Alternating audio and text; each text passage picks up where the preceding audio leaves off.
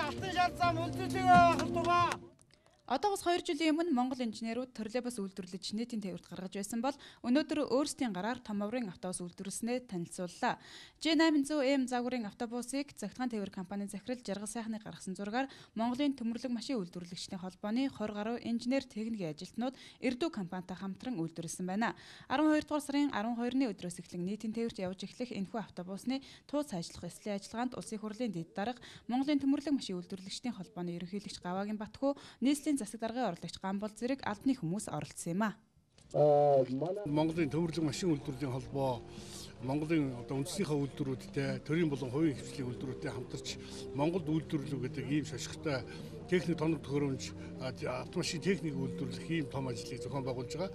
Энэ ажлын хүрээнд бид нэр троллейбусуудыг өнгөрсөн жил зохион бүтээсэн үйлдвэрлэлд нэвтрүүлсэн мөн одоо цахилгаан хөдөлгөөнтэй суудлын автомашинууд эрчим хүчний маш хэмнэлттэй агаарын бохирдлоос одоо эсэргийлсэн ийм автомашинуудыг үйлдвэрлэх зах зээлээр нийлүүлэх бололцоо боломж бүрдүүлсэн.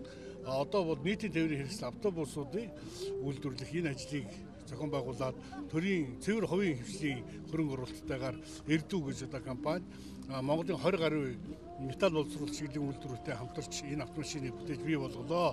Тэгээ энэ бол өнөөдөр туршилтын шугамар явна. Цаашдаа одоо олноор үйлдвэрлэлийн үйлдвэрлэлд оруулах цаашдаа дотоодынхон эхний ээлжинд автобус нийтийн тээврийн хэрэгслийн хэрэгсээ шаардлагыг хангах Монголын нөхцөлд илүү зохицсон тийм техник технологитой ийм автобусуудыг Монголын зах зээлд нийлүүлэх ажлыг бид нэр төрийн байгууллагатай хувийн хвшлийн олон нийтийн байгууллагуудаас хамтарч хийх ийм одоо том зорилтын дор энэ ажлууд хийгдэж байгаа.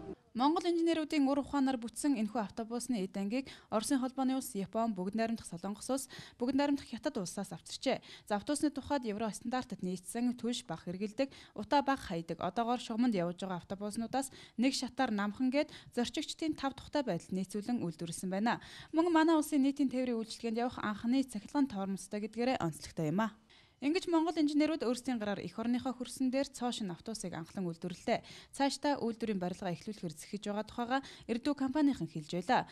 100-аад автобус үйлдвэрлэх үйлдвэрийн барилгаа барь чухал 150 орчим хүн ажлын байраар хангагдах боломжтой. За өнөөдөр Монгол улсад гадаадын хуучин автомашин худалдаж авах бодлого дэмжигдэж байгаа.